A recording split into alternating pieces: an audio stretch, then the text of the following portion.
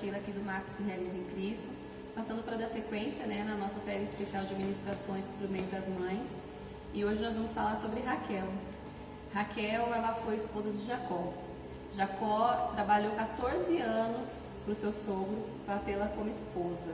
Então grande era o amor que ele tinha por ela. E a Bíblia vai falar, né, que quando eles se conheceram, quando ele viu aquela mulher, ele se apaixonou por ela, assim, foi algo arrebatador.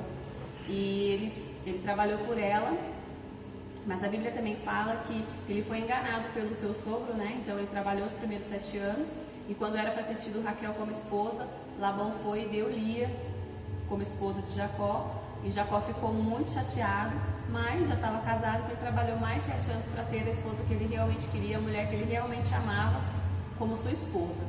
E aí a Bíblia vai falar que então Jacó era casado com essas duas irmãs. E aí a Bíblia fala que Lia teve filhos, né? Teve vários filhos, enquanto Raquel não tinha nenhum. E a Bíblia fala que Raquel, ela invejava muito a sua irmã, porque ela tinha vários filhos. Olha que incrível, ela era a esposa favorita, todo mundo sabia que Jacó era perdidamente apaixonado por Raquel. Mas Raquel, ainda com todo o amor que ela recebia de Jacó, não era suficiente para ela não era satisfeita com isso, e ela invejou a sua irmã.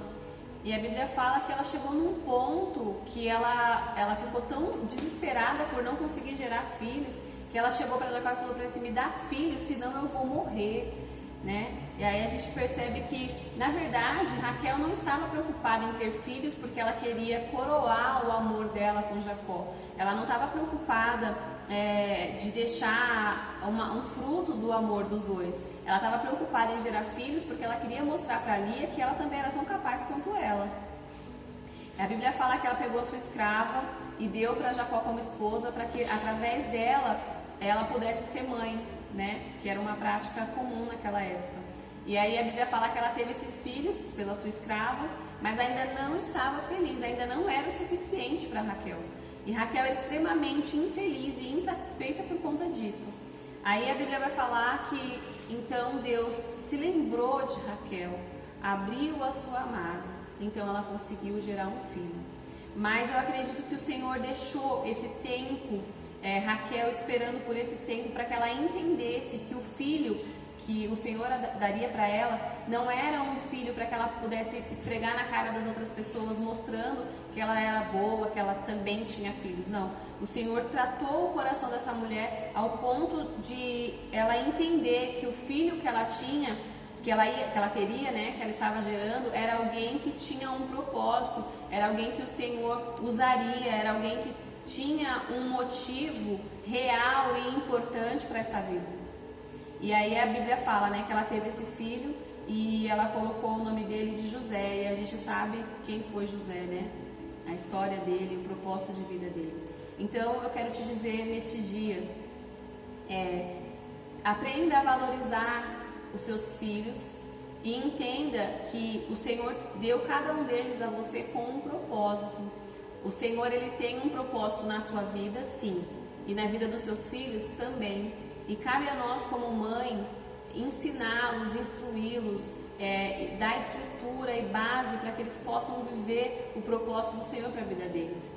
Nós não temos nossos filhos somente por ter, nossos filhos não foram gerados sem um propósito ou por um acaso, não. O Senhor, ele tinha um propósito cada uma das vezes que você gerou e que você teve um filho. Então, que você venha entender a importância e que você valorize isso, que você seja grata ao Senhor por isso, pelo privilégio de ter os seus filhos. Muitas vezes a gente conversa com mães que tiveram dificuldade para ter os seus filhos e a gente percebe o quão é importante, o quão elas valorizam isso.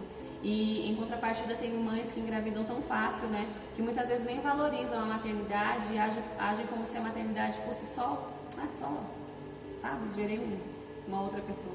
E não é. A maternidade é algo tão especial, é algo tão lindo, e o Senhor tem um propósito nisso, né? Então que você entenda e que você seja grata porque o Senhor te fez frutífera, e que você seja grata porque o Senhor colocou nas suas mãos propósitos.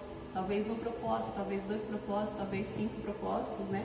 Mas o Senhor te deu propósitos, então cuide deles até o dia que o Senhor levantá-los para cumprir esse propósito.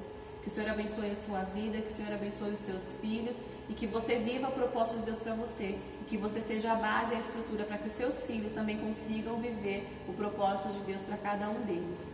Deus te abençoe.